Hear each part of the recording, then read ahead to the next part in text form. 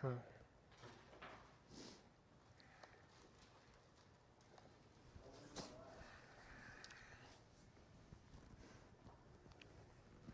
That light's right in my eyes.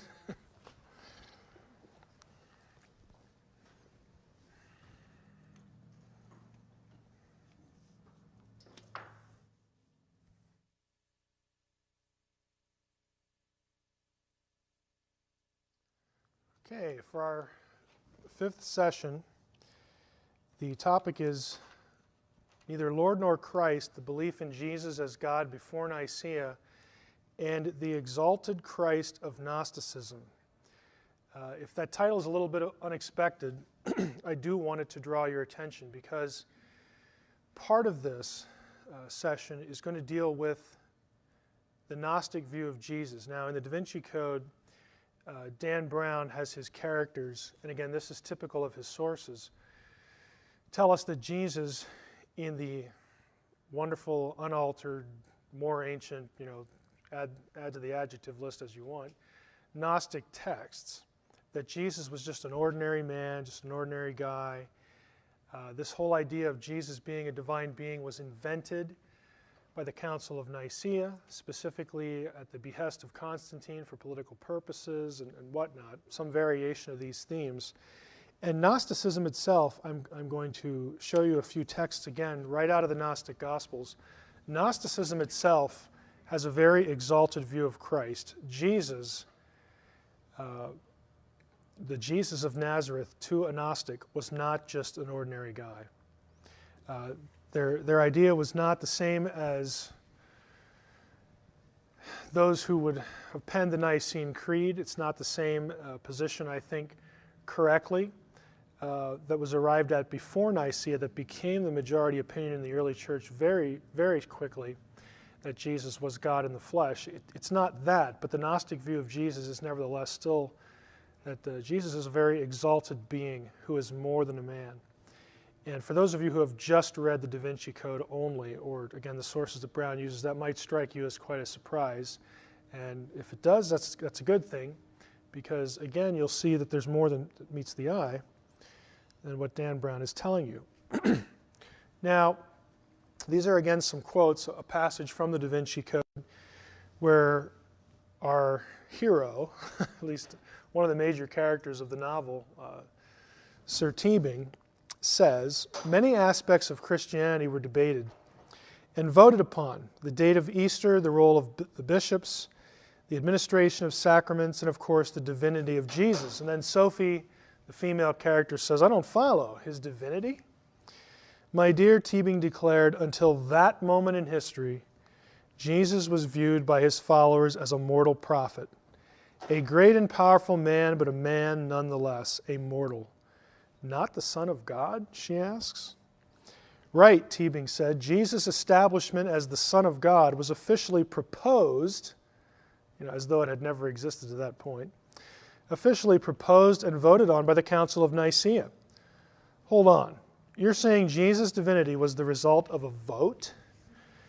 A relatively close vote at that, Teabing added. Nonetheless, establishing Christ's divinity was critical to the further unification of the Roman Empire into the new Vatican power base.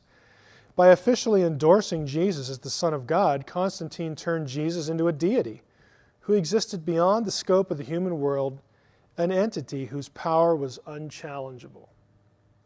So very clearly Brown has this notion, and again he's just drawing on sources, that the idea that Jesus was a divine being, was more than just an ordinary man, was proposed at the Council of Nicea, voted on there, and he says by a very close vote. We're going to find out that is just absolutely untrue in our next session about Council of Nicea specifically, because we know how many roughly people were there, we know how many people voted, and we know who voted what way. But I'll save that for the sixth session. In this session, I want to focus on these other claims about the idea of Jesus being a divine being invented at Nicaea, which I will say very plainly is patently false. This, as it turns out providentially, draws upon my own dissertation. My specialty, as it were, academically, is, my specialty in terms of academics. This guy here? My specialty is divine beings, the whole issue of polytheism, monotheism, that sort of thing in the Bible, specifically the Hebrew Bible. And my dissertation was on the idea of binitarianism, a godhead of two beings in Judaism, which of course naturally predates Christianity. And I didn't know at the time that that would be of some value to this subject here, but here we go. So what the Da Vinci Code wants us to believe is that the belief that Jesus was God was foreign to Judaism. I mean, was it really? Was it foreign to early Christians? Was it invented by Constantine? And was it really decided on by only a vote? I'm going to show you that this idea is quite old, quite ancient, yes. Go ahead. Gotcha. Look at the verse on the screen. This is Genesis 19:24. Take a good look at it. Tell me what's odd about it.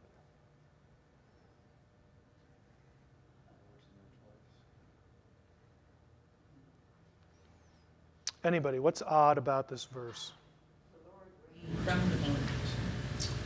Yeah. The word here is Yahweh in both occasions. Then Yahweh rained on Sodom and Gomorrah sulfur and fire from Yahweh out of heaven. That's kind of weird. And the rabbis and other Jewish scholars noticed that. And it gave them pause to wonder, what is going on here? Let's try another one. Genesis 31:10 through 13. Now this is the account where Jacob, one of the patriarchs, is having some problems with another fellow named Laban, who he is related to by marriage. And Jacob's flocks, his herds, are multiplying exponentially, and Laban's are not. And we read in Genesis 31, in the midst of this little anecdote, in the breeding season of the flock, this is Jacob speaking, lifted up my eyes and saw in a dream that the goats that mated with the flock were striped, spotted, and mottled. Then the angel of God said to me in the dream, Jacob. And I said, here I am. And he said, lift up your eyes and see, all the goats that mate with the flock are striped, spotted, and mottled. For I have seen all that Laban's doing to you, basically saying, I know Laban's been cheating you, and I'm going to multiply your wealth here. The important observation for our point is who tells Jacob that? Anybody? Who speaks to Jacob? The angel of God. Oh, no, wait a minute. The angel of God says in the next verse, I am the God of Bethel. Now wait a minute.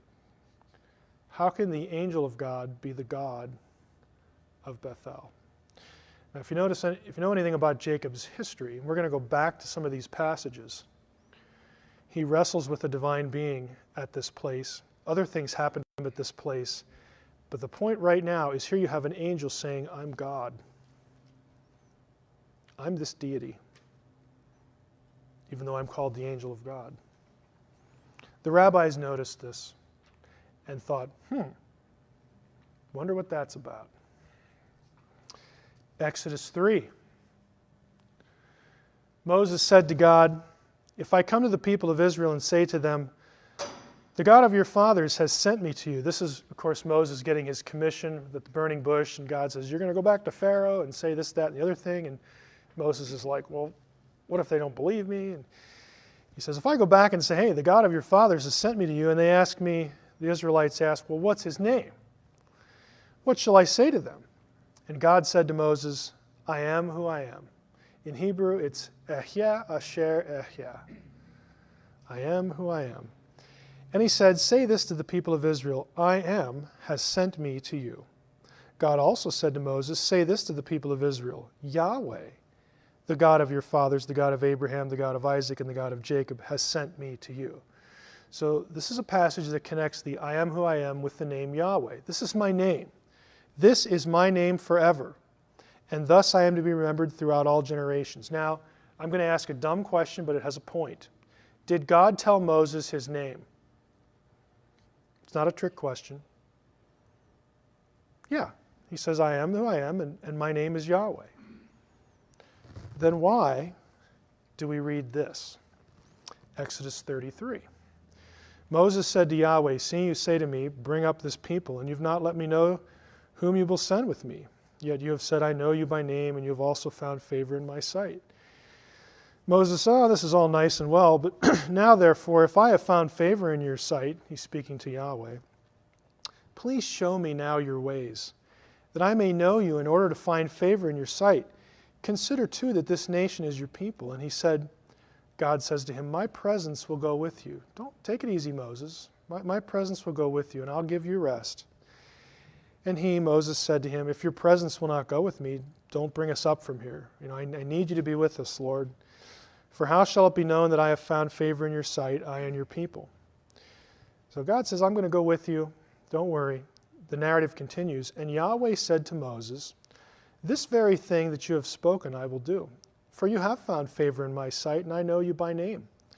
Moses said, please show me your glory. And he said, I will make all my goodness pass before you, and will proclaim before you the name of Yahweh. Well, that's kind of weird. Didn't Moses already know his name?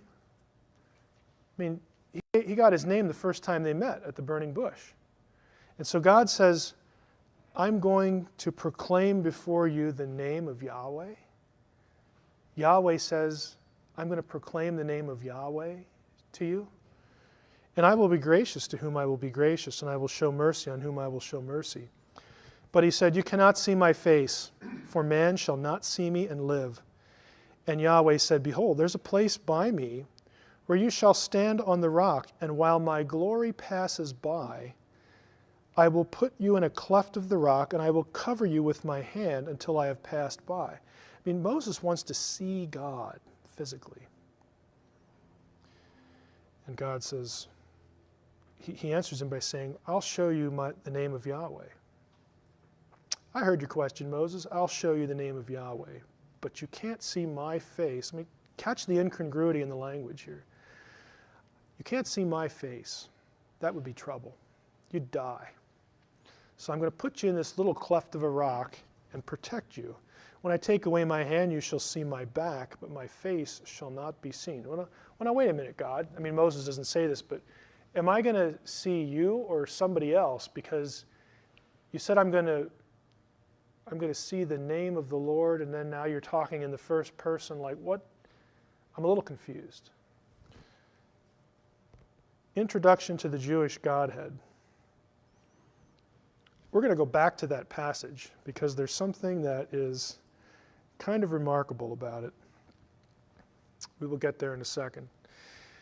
These passages and this language was noticed. This is not new with me. Okay, I'm not presenting this or myself to you as something like nobody's ever seen this before. No, lots of people saw this and other passages where it seems to be that there are two Yahwehs in the text. The Jews noticed this, and they devoted a lot of time to thinking about it and articulating what is going on. Known as the two powers in heaven of ancient Judaism. This was an idea, two powers in heaven, that was well accepted in Judaism. No problems with it, not a heresy. Yeah, we know this is going on. Good for you, you noticed this. Until the 2nd century AD. What's significant about that? Well, that's post-Christianity. After Christianity came along, the two powers in heaven became declared officially a heresy in Judaism for pretty obvious reasons. Well, yeah, if we go around talking about two gods in heaven, we sound like Christians. And we don't want that, do we? Guess not. What am I suggesting? I'm suggesting that the Jewish scriptures teach that the God of Israel had a second self. There was a second Yahweh. The second God both was and wasn't the Father God of Israel. Put another way, the Hebrew faith had a binitarian Godhead, two persons of the same essence. This belief was embraced again until the end of the first century. You get into the second century and it's bad news. This belief, therefore, goes back at least 1,200 years prior to Constantine. We're not even in the range. There is just no comparison to be made. The best book on this, and it's actually affordable this time, is Two Powers in Heaven by Alan Siegel. Siegel is Jewish. He's a Jewish scholar, still teaching, I believe, at Columbia. Notice the subtitle. You know, fans of Dan Brown and Michael Bajent and the rest, notice the subtitle. Early Rabbinic Reports about Christianity and Gnosticism. That's a clue for saying that Gnostics had the same or similar idea. Jesus was not just an ordinary guy in Gnosticism. The second power in heaven, let's take a look at a few things. Oh, my font didn't work. The name. There's a phrase in the Old Testament, the name of the Lord. Now, if you're a Christian, you're probably familiar with this because of Romans 10. That's in the New Testament. Whosoever shall call upon the name of the Lord shall be saved. Most of the time when the phrase name of the Lord occurs, it's really referring to Yahweh. You know, that it's just his name, it's his reputation or something like that. There are a few passages, though, that are different, where the name is something different. Isaiah 30:27. Just look at the wording. Behold, the name of the Lord comes from afar. In blazing wrath, with a heavy burden, his lips full of fury, his tongue like devouring fire. Now, unless you have four letters, YHWH, floating around somewhere, coming from afar, unless we're like doing alphabet soup, like Sesame Street or something, this phrase, the name of the Lord, is described as though it is an entity, a person, a being that comes from afar. This is personification language. Isaiah 69. Behold, the coastlands await me with ships of Tarshish in the lead, to bring your sons from afar and their silver and gold as well, for the name of the Lord your God, for the Holy One of Israel, who has glorified you. Here the phrase, name of the Lord your God and Holy One of Israel, are in parallel. This is classic Hebrew parallelism, where the thought of one line rhymes with the thought of another. It re-echoes the same thought. The name of the Lord is not just a reputation here. The name of the Lord is the Holy One of Israel. The name of the Lord is God. Sounds kind of strange. Psalm 20, verse 1 and verse 7. May the Lord answer you in the day of trouble. May the name of the God of Jacob protect you. Now, unless the psalmist here is saying, hey, quick, somebody stamp the four letters on my forehead so that I'm protected from my enemies. No, he's saying, I want the name of the God of Jacob to protect me. It's not just four letters, protecting. Four letters don't protect anybody. A person, a divine being protects those who are his. Some trust in chariots and some in horses, but we trust in the name of the Lord our God. Four letters scrawled on something don't win battles for you. Psalm 44, verses 5 and 6. You are my king, O God.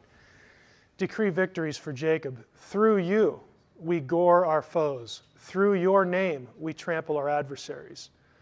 So when the army of Israel goes out, they just shout Yahweh and they win. No, it's through the power of their God, who here is called the name, your name. The name used as though it were an entity, a person, a being. Deuteronomy 12. This is describing, again, the installation of the tabernacle, the place of worship. Verse 4, do not worship the Lord your God in like manner, like the other people do, but look only to the site that the Lord your God will choose amidst all your tribes as his habitation, the place where God lives, to establish his name there.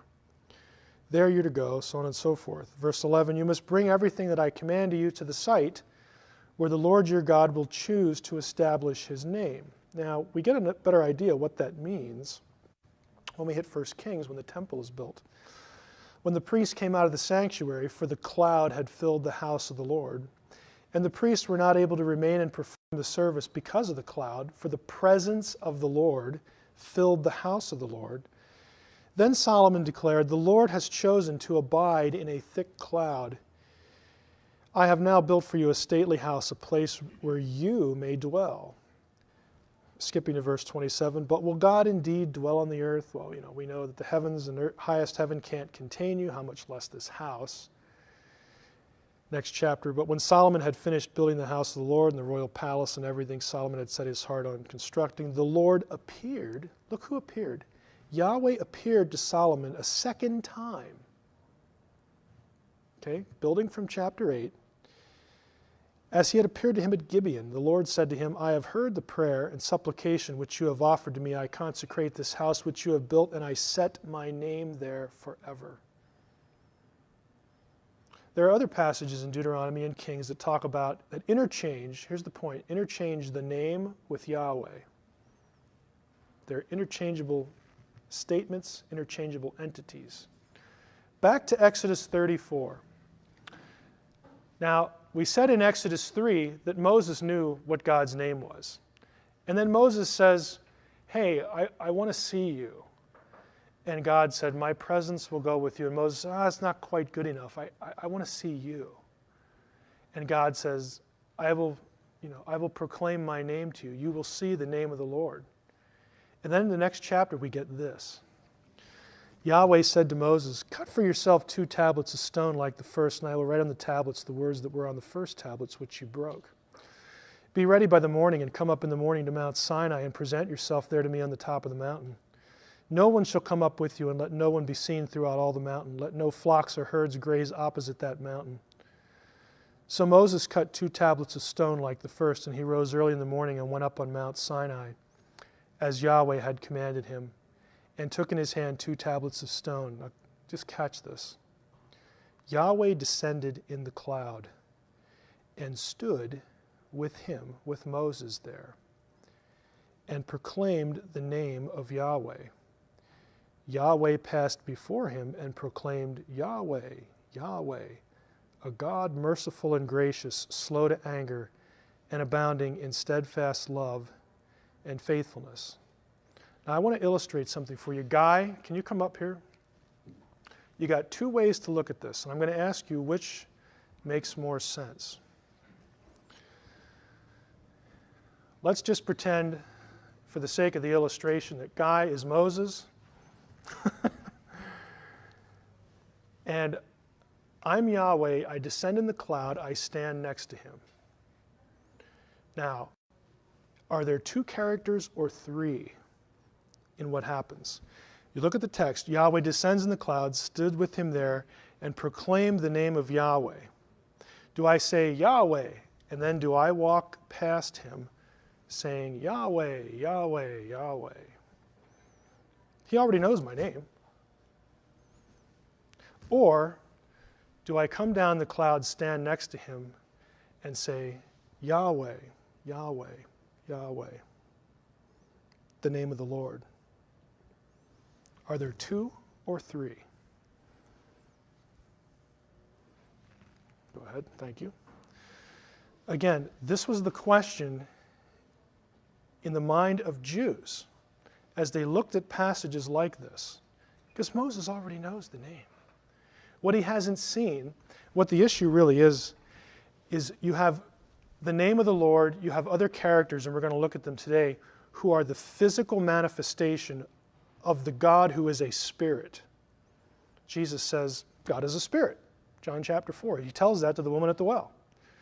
Well, if we assume Jesus is correct, which is probably good authority, then all these other manifestations are physical manifestations of Yahweh's own essence in visible, tangible form, even to the point where you could reach out and touch. And yet the thing that you can touch, the thing that they're seeing visibly, the physical manifestation of this spiritual thing, is also called Yahweh. There is an identification between the two.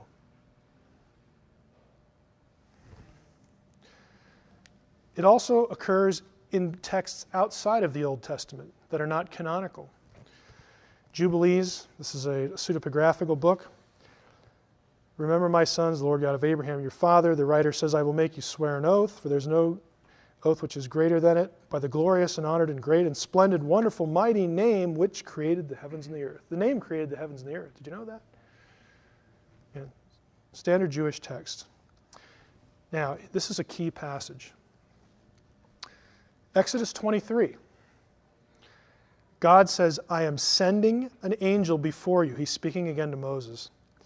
I'm sending an angel before you to guard you on the way and to bring you to the place which I have made ready. Pay heed to him and obey him. Do not defy him, for he will not pardon your transgressions. First of all, I thought only God has the authority to do that. But he says, this angel, you better obey him. He will not pardon your transgressions, since my name is in him. Now, either God wrote out YHWH on something and made him eat it, or he's saying, my very essence that you know, you have seen in the cloud, my name is in this being. He is me. But yet we're still different. My name is in him, and when my angel goes before you, brings you to the land of the Amorites, the Hittites, the Perizzites, the whole list. This is when Israel is being led to the promised land. This is the angel of the Lord. The special angel in Exodus 23, my name is in him, turns out to be the angel of the Lord. We know this from a variety of accounts. We'll go backward in time first. Remember the burning bush? Everybody knows this, Charlton Heston, okay? Guess who's in the bush? It's not just God. Now Moses, tending the flock of his father-in-law Jethro, the priest of Midian, drove the flock into the wilderness and came to Horeb, the mountain of God. The angel of the Lord appeared to him in a blazing fire out of the bush. It's the angel. He gazed, and there was a bush all aflame. The bush wasn't consumed. Moses said, I have to turn aside and see this marvelous sight. Why doesn't the bush burn up? When the Lord, in the Hebrew it's Yahweh, when Yahweh saw that he had turned aside to look, God called to him out of the bush. Moses, Moses, he said, here I am. Takes his sandals off, verse 6. He said, you better take the sandals off, you're on holy ground. I am, the voice said, he said, I am the God of your father, the God of Abraham, the God of Isaac, the God of Jacob. Now we have first person language, but there's more than one being in the bush. Leviticus 11:45. I am the Lord who brought you up out of the land of Egypt to be your God. Who brought Israel up out of the land of Egypt? Yahweh. Deuteronomy 21, same thing. The Lord your God brings you up. Who brought Israel up out of the land of Egypt? Yahweh. Oh, well, then why do we read this? The angel of the Lord came up from Gilgal to Bochim and said, I have brought you up from Egypt. And I took you into the land which I had promised an oath to your fathers. And I said, I will never break my covenant with you.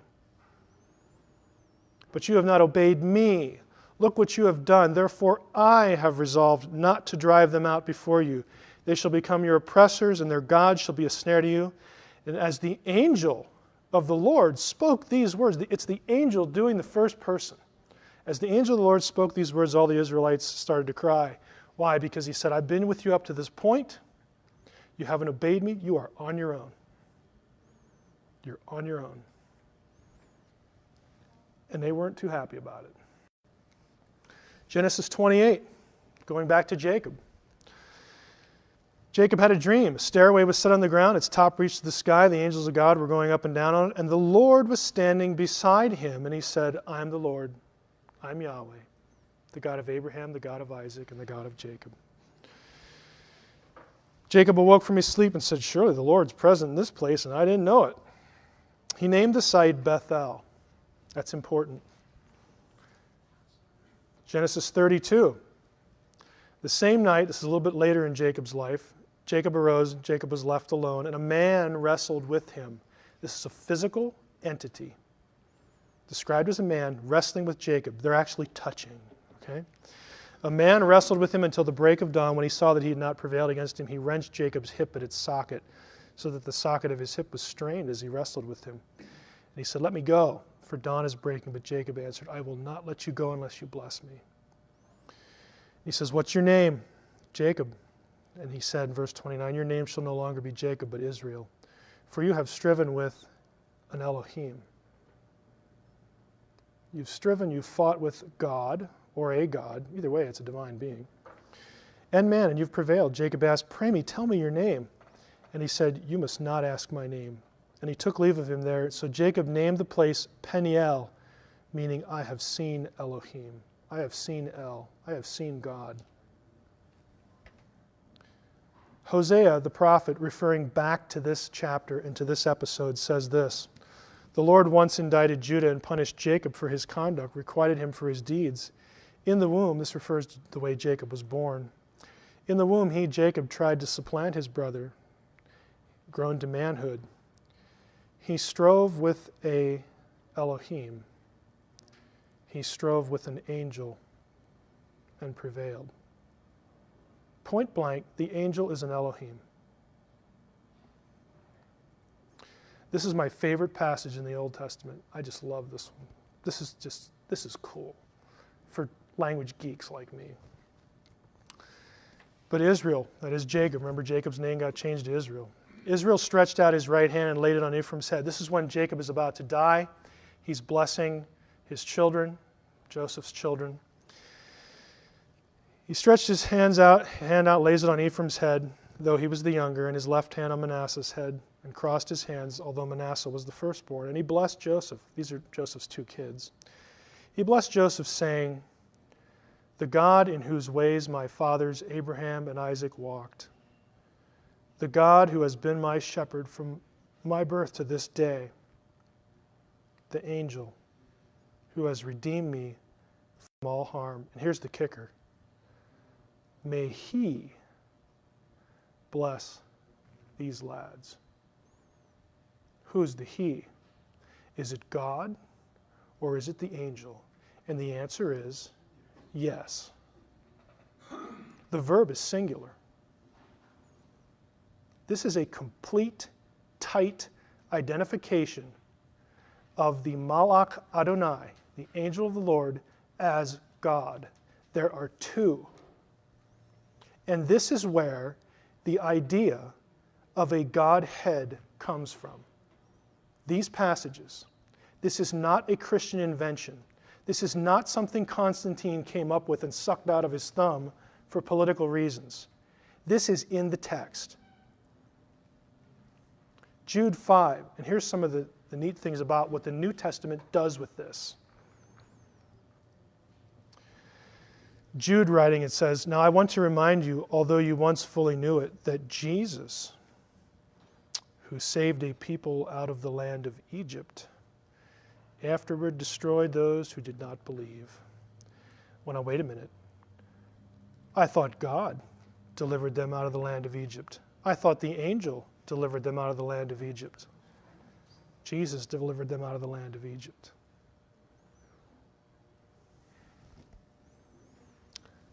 For those of you who are wondering about Trinitarianism in the Hebrew Bible, Isaiah 63. This passage to me comes the closest to it. And I want to just mention it. This again is recounting Exodus wanderings and Exodus stuff. The prophet Isaiah looks back and says, I will mention the loving kindness of the Lord and the praises of the Lord, according to all the Lord has bestowed on us, and the great goodness toward the house of Israel, so on and so forth. Verse 8, he says, these are my people. He became their Savior. Look at verse 9. In all their affliction he was afflicted, and the angel of his presence saved them.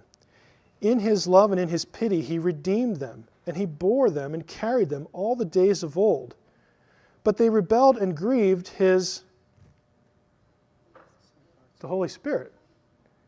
Why doesn't it have God or angel there?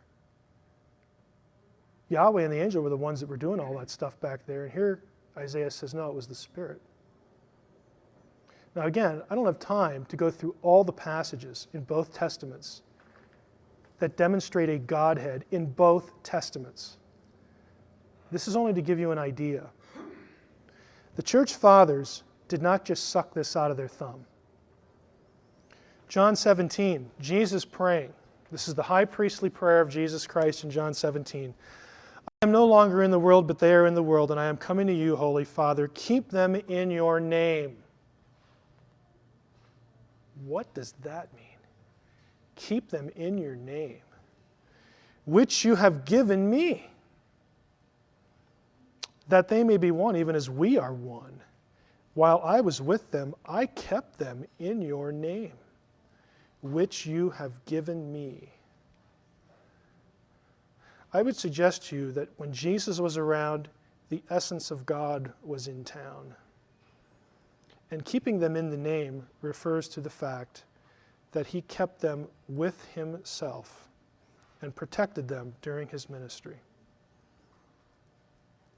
It's a really strange phrase. The Word. We all know this passage again as Christians. In the beginning was the Word was with God, the Word was God. He was in the beginning with God. Without him was not anything made that was made. Verse 14, the Word became flesh and dwelt among us. No one has ever seen God, the only God. Catch this, the only God who is at the Father's side? That's two. He has made him known. Where does the Word come from? Well, the theologians would say, oh, it comes from Greek philosophy, blah, blah, blah, blah. Well, I'll grant it may have had something to do with that. Guess what? You'll find this in the Old Testament too. After these things, the word of the Lord came to Abram in a vision. This isn't something he's hearing in his ear alone. He's seeing it. The word of the Lord came to Abram in a vision. Do not be afraid, Abram. I am your shield. Your reward shall be very great. But Abram said, oh, Lord God. He sees the word in a vision and identifies that being as the Lord, as Yahweh Elohim. You go down to verse 4. The word of the Lord came to him. And then he starts talking. This man won't be your heir, so on and so forth. Verse 6, Abraham believed Yahweh. He's talking to Yahweh, but Yahweh is called the Word. Jeremiah 1. Now the word of the Lord came to me, saying, before I formed you in the womb, I knew you, and before you were born, I consecrated you. This is Jeremiah's personal testimony here in chapter 1. And I said, oh, Lord God, truly I don't know how to speak. I can't be a prophet. I'm only a boy. But the Lord Yahweh said to me, don't say I'm only a boy. Get out there and do the job. And then in verse 9 it says, then the Lord put out his hand and touched me. Touched my mouth. Sounds don't touch your mouth. Phantoms, things that you just see that are not corporeal, do not touch your mouth. Physical entities touch your mouth. And this physical entity is the Lord. 1 Samuel 3. Story of little Samuel. Now the young man Samuel was ministering to the Lord under Eli, and the word of the Lord was rare in those days. There was no frequent vision. Didn't see the Lord too often. Down to verse 8. The Lord called to Samuel. Yahweh calls to Samuel again the third time. If you remember the story, Samuel's trying to go to sleep, and he keeps hearing this voice, Samuel, Samuel, and he thinks it's Eli. Little Samuel gets up and runs over to Eli and says, what do you want? And Eli's like, what? I didn't say anything. Third time it happens. Came again the third time. He arose and went to Eli and said, here I am, you called me. And Eli finally gets a clue and says, it must be the Lord calling the young man. He says, go lie down. If he calls you again, say, speak, Lord, for your servant hears. And so Samuel says, okay. The Lord came and stood, calling as at other times. This is a visible, physical entity.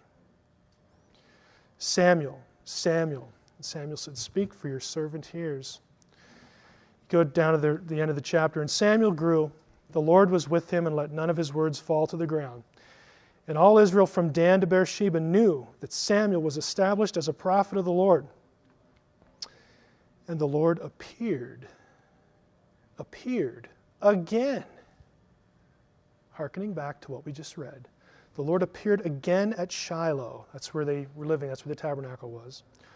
For the Lord revealed himself to Samuel at Shiloh by the word of the Lord. The word is a being in these passages. Philo, our Jewish friend, also picked up on this concept. He refers to the logos, which is the Greek word for word. He actually calls the word God. But he maintained a distinction between the logos and the God of Israel.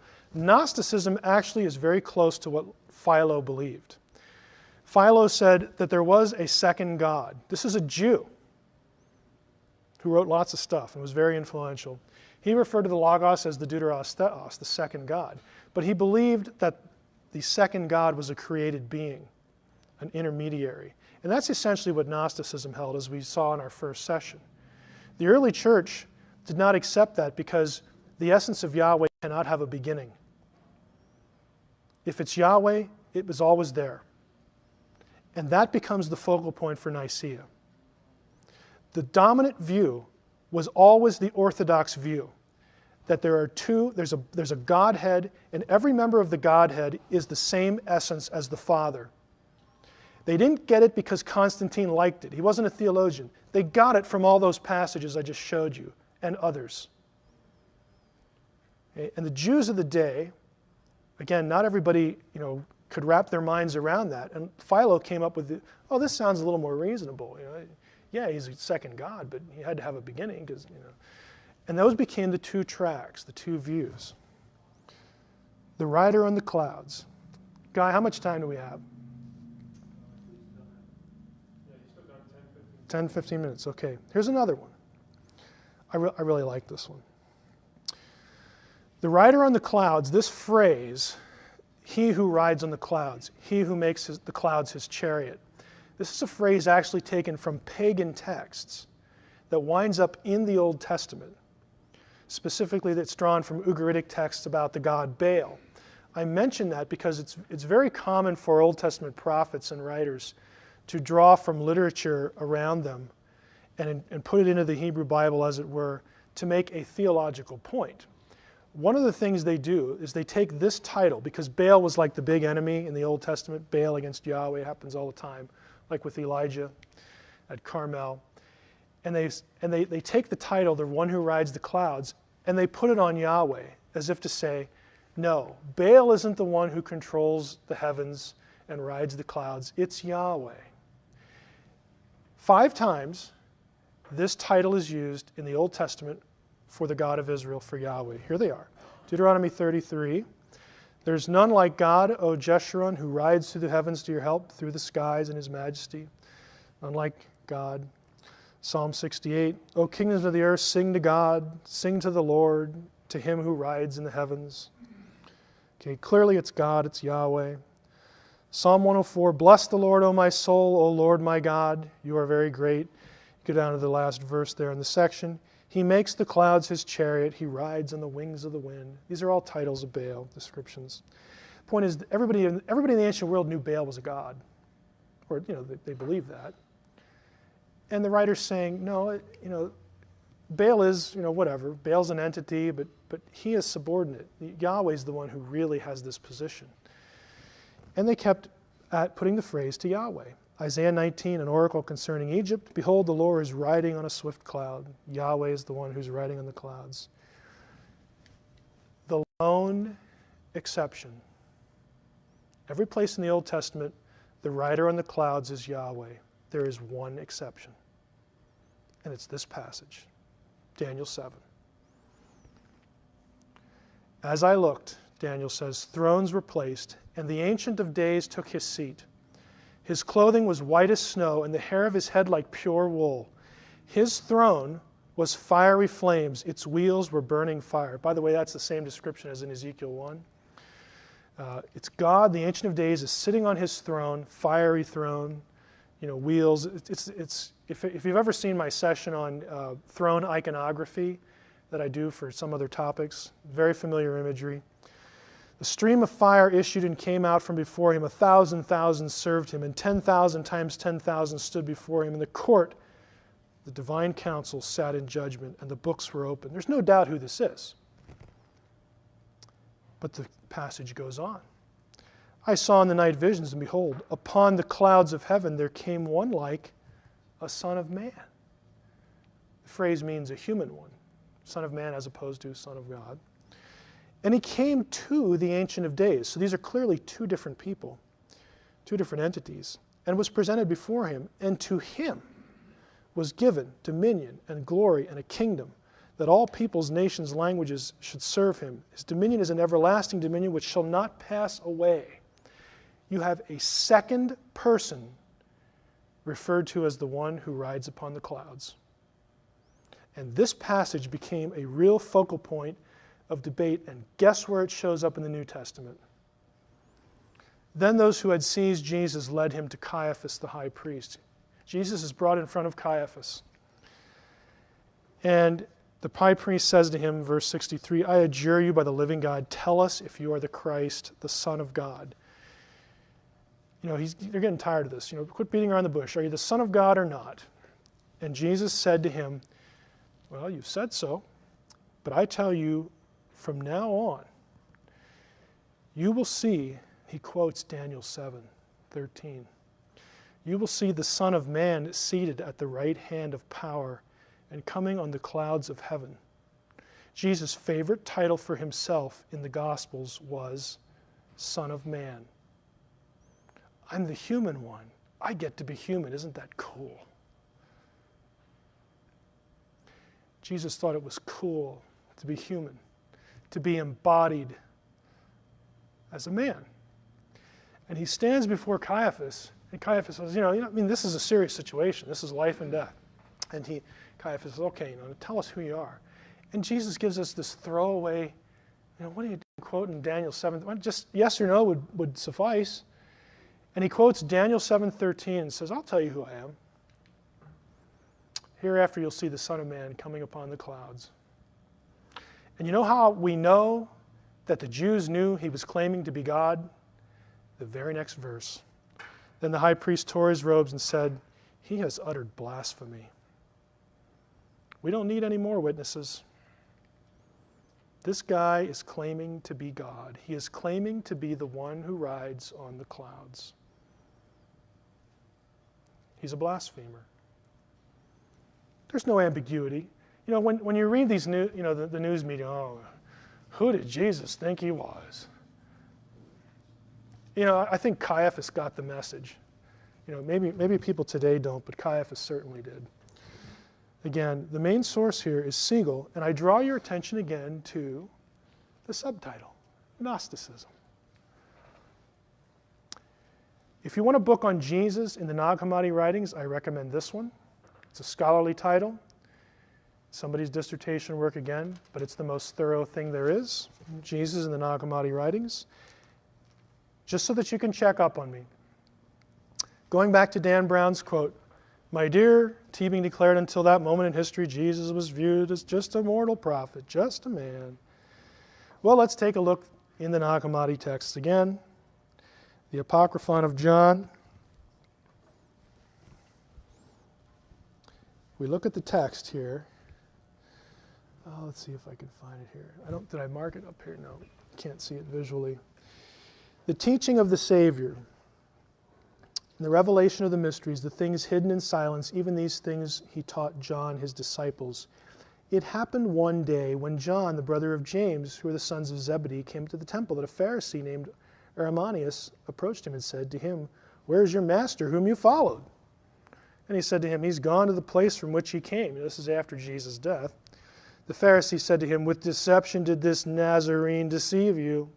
He filled your ears with lies and closed your hearts and turned you away from the traditions of your fathers. Then I, John, heard these things, or when I heard these things, I turned away from the temple to a desert place." Kind of hit me pretty hard, John says. "And I grieved greatly in my heart, saying, well then, how was the Savior appointed, and why was he sent into the world by his Father? And who is his Father who sent him, and of what sort is that aeon to which we shall go?" Then why did the Father, remember, in Gnosticism, the God, the ultimate God-Father thing? Why did he send him into the world then? Not just an ordinary guy if the ultimate God is sending him somewhere. Know who Christ is. This is the teachings of Sylvanus, another Gnostic text. "And acquire him as a friend, for this is the friend who is faithful. He is also God and teacher." I'm sorry, Dan Brown, you are incorrect. Okay, these are the Gnostic texts. Know who Christ is. He is God and teacher. This one, being God, became man for your sake. Frankly, folks, this could go right into the New Testament. This could go right into orthodoxy. Now, I'm not saying that the Gnostics understood the language the same way, but they're saying this is a God who became man.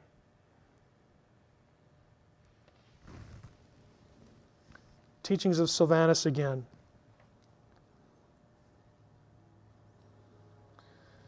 Let's see.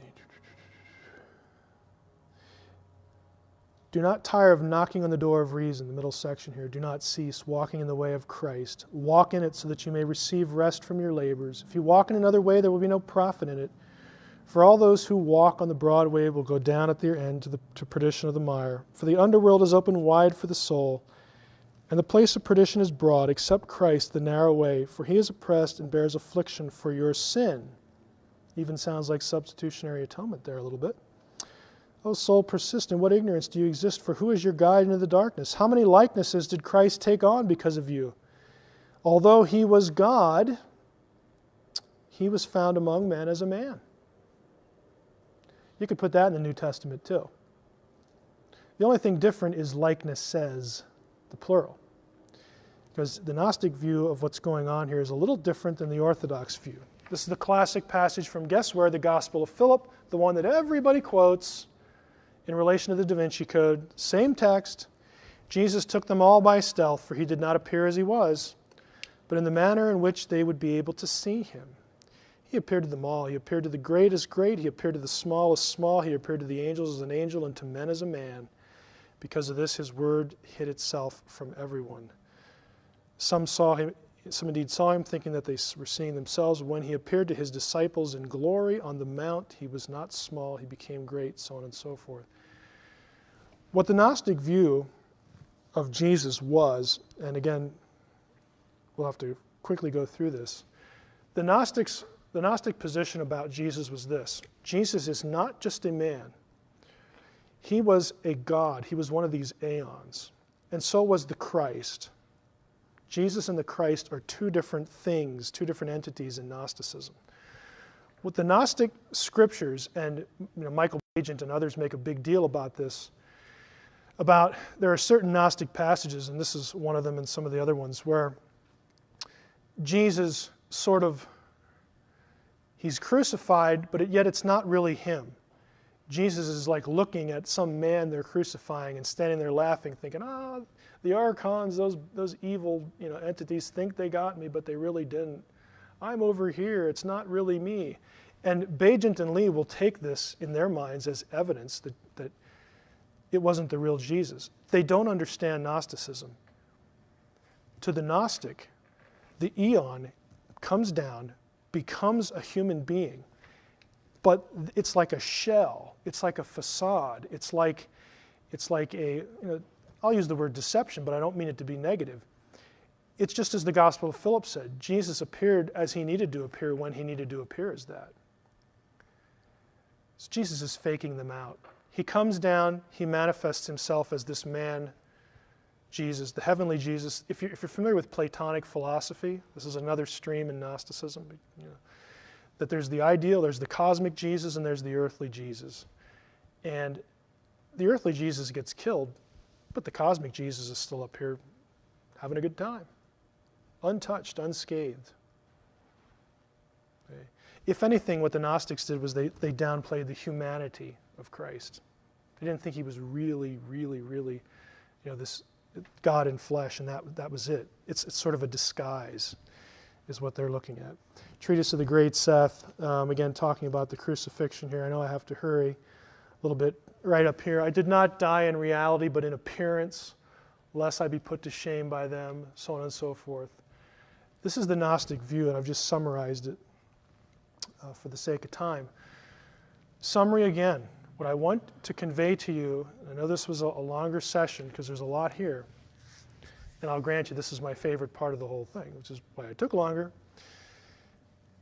The idea that Jesus was the second power in heaven, a God in flesh, is built upon stuff that's in the Jewish Bible, and the church comes out of Judaism and accepts the Jewish Bible as inspired revelation from God. This idea precedes the Council of Nicea by at least 1,200 years. That's a millennium plus some. Constantine did not invent this. Okay? This is something that Jews, before there even was a Christianity, noticed, tried to deal with, tried to articulate. And when Jesus came along and the Christians said, we know who the second power is. It was this guy who lived among us. And by the way, you just crucified him. But there was a reason for that. And we'll tell you about it. Okay? It's not something that was contrived at the Council of Nicea. Any questions? Yes? I've always had a little bit of problem with the concept of Trinity, and that it seemed to be too limiting in what the essence of God really was. And noticing the inconsistencies, I've seen 3 or 4 manifestations here, or maybe even 5, of what we could say would be the essence of God. Does it go beyond that? When you say 3 or 4 or 5, you're referring to? Different personages or revelations, in other words. Like the name, the glory. We didn't cover the glory. We didn't cover what scholars call the divine man. And specifically that would be a situation like Exodus 24 or Ezekiel 1, where the person seated on the throne is described in physical bodily terms. I saw his feet, I saw his legs. So that scholars refer to that as the divine man. We also didn't talk about, my dissertation actually focused on non-biblical stuff. In other words, how did Jews between the Testaments try to deal with this? And so you have a whole separate category of trying to explain who the second power was in other terms. They would take things like phrases like the friend of God, the warrior of God in the Old Testament, and they would say, well, the second person must be, who was the friend of God? Abraham. When Abraham died, then he got to sit on the throne, and yeah, I know he was around before Abraham, but it's kind of weird, but God can do anything. I mean, they were trying to fit people and angels and persons into the second category. Some people thought it was Michael. Some people thought it was Gabriel. Some people thought it was Elijah because he was taken up and never died. I mean, there are about a dozen explanations that Jews offered in the period between the Testaments for the second power, and we didn't go over any of that stuff. In a sense, are we still doing that now? I think when we talk about Trinitarianism, we're still sort of asking the same questions. Yeah, we're still trying to put that Right. God in a box. Now, I'll be honest with you. I spent a couple years in seminary. I never ran into any of this stuff. I was never taught this. What changed my life, and it sounds goofy, but when I tell people this, I really mean it. Ugaritic changed my life because for the first time, I had to study an ancient alphabetic cuneiform text, and the reason why it's important is because the description of the divine host, the heavenly host at Ugarit, is often used in the Old Testament. And when you're forced to look at comparative material that is in some cases word for word and letter for letter brought into the Hebrew Bible, And then the prophets or the psalmists will do things with that to illustrate concepts. When you start looking at comparative material and you start getting into this, well, I keep coming across this two powers debate. What's that? When you get exposed to the literature, the broader ancient world, that is how I bumped into this. And it became a fascination for me, this whole thing about divine counsel and the nature of the heavenly host and whatnot. I didn't get any of this in seminary. The most surreal experience I've had doing this kind of lecture, at the University of Wisconsin, I taught for 3 summers in a non-credit situation. The first year I was in, it was one of these things where they went around to grad students and they said, hey, suggest a class, and if we like it, well, you can teach for us. So I suggested angelology. Oh, that sounds kind of interesting. Well, let's do that. We've never had that before. I walked into the room, there's 40 people in the room, and I start doing this. And they were all Jewish. Every last person in the room, except for me, was Jewish. And the way I found out was no one threw anything at me. But somebody raised their hand and said, it was like 5 minutes into this, my rabbi never told me this. And it's like, well, are you Jewish? Yeah. And everybody's like, yeah, I am too. And it's like, everybody in the room's Jewish, and I'm standing there. It's like, well, I got to fill up the hour, so like, what do I do now? But you go through it with them because they know their text. Some of them did anyway. And it's like, I actually had one of them say, in front of everybody else, in front of their peers, I understand now why people became Christians. I get it. You don't get it. You go to seminary, you don't get into this nitty-gritty stuff. And for me, it just has become a fascination. This is where I spend most of my time, doing this stuff. Since the second power is even referring to that, we're really trying to nail something in our box we shouldn't. Yeah, I really think, and I gave 2 academic papers on this last year at academic conferences.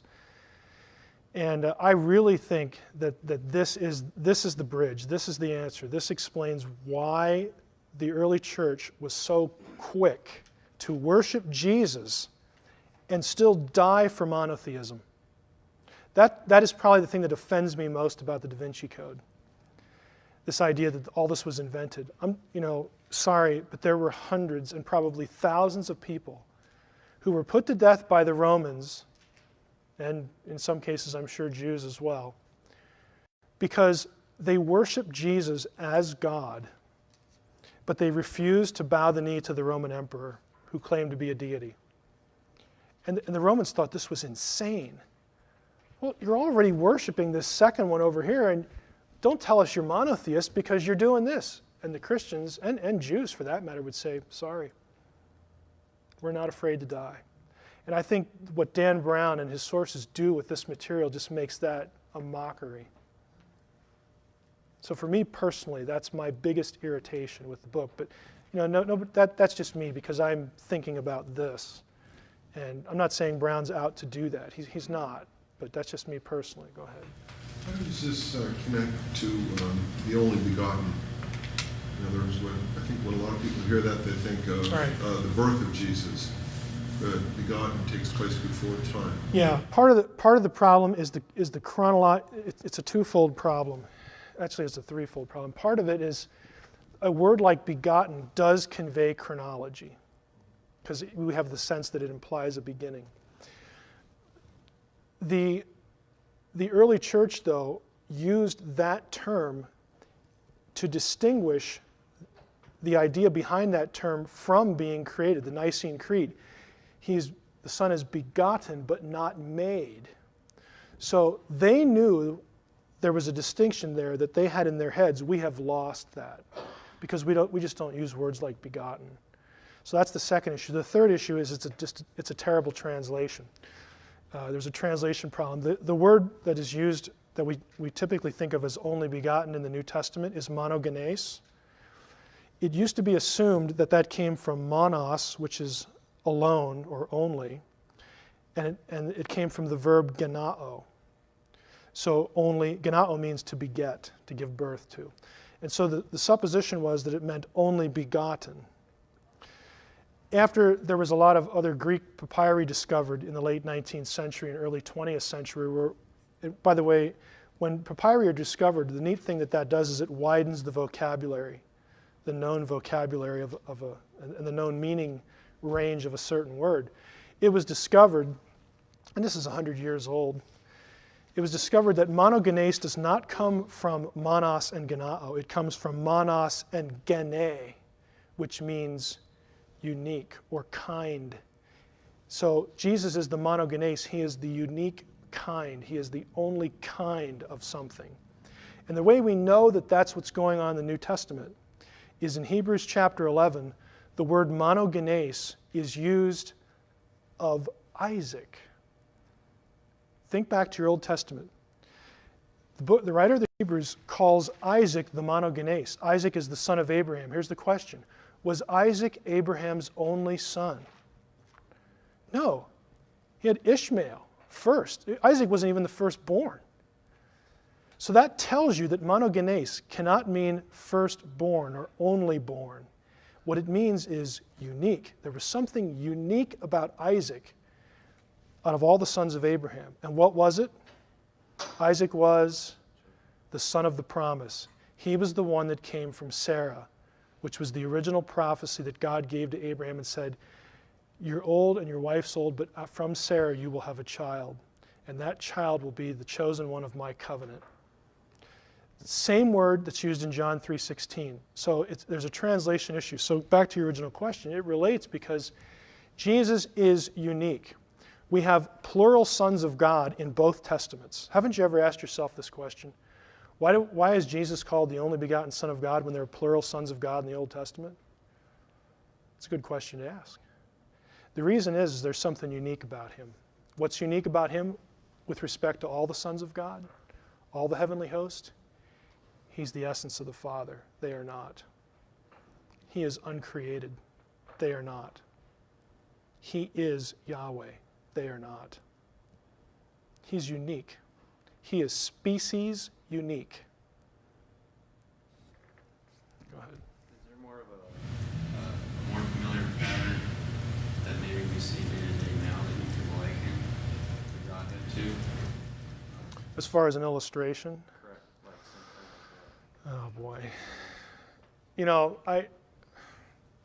the short answer is nothing that I either A, like, or B, understand.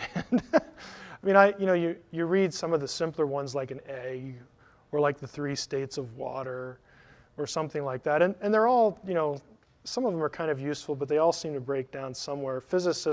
I've seen physicists try to tackle this with different states of matter, and that's just right over my head. I can't claim to understand it or even have anything to really suggest that would be helpful in that. It just seems difficult at times because at least in most Jewish circles, one thing they proclaim being Shema. The Lord our God is one. Right. And it's difficult to try to reconcile the two. Yeah, but think of it this way. The claim in the Shema is the Lord our God is one. Thou shalt have no other gods before me. By the way, it never claims there aren't any other gods in those passages. Just a side note. The issue, though, is if the name, if the angel, if the word is Yahweh,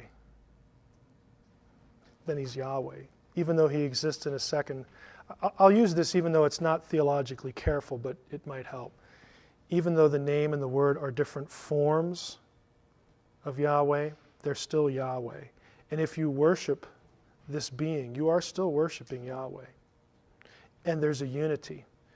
Okay, Yahweh's not taking his essence and making a lesser being, in other words, a distinct being, a being that is not him, in essence. If he did do that, then you'd have to worship 2 separate entities, and you would violate the Shema. This is how the Jews approach this. Because if you look back in Deuteronomy 12, it says, this is the place where I have chosen to set my name, and this is the place to which you'll bring your sacrifices and offerings.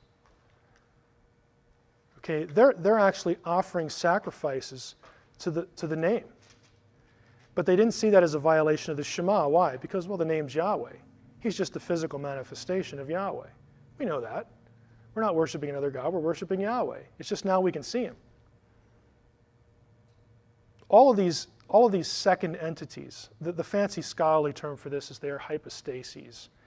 They are visible physical manifestations of a spiritual thing. But it's still the same thing in essence. It's just that one is you can see and you can approach it with your senses. See, touch, feel, hear, that kind of thing. And the other one is a spirit. God is a spirit. John chapter 4. So the Jews could comprehend that much. And to them, to worship Jesus or to worship the name or whatever, it was worship of Yahweh. So they didn't see it as a violation, which drove the Romans nuts.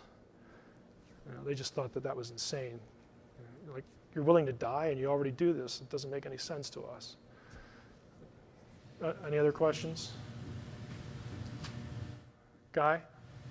That bit about the flaming wheels and Ezekiel 1 and the Ancient of Days, that stuff sounds fascinating. Have you ever talked about Ezekiel 1 or anything related to that topic before? Yeah. Where could a guy get that? A guy could get some sessions from a conference called the Ancient of Days Conference from Guy Malone at the ARHQ in Roswell, New Mexico. And I'm sure there's a link on the DaVinciCode.com site. Oh, there's not. Ancientofdays.net. Okay. 5 lectures. Yep. Yeah, Guy has some lectures on different topics related to that. That was a very nice plug, Guy. Any other questions? Okay, let's break a couple minutes.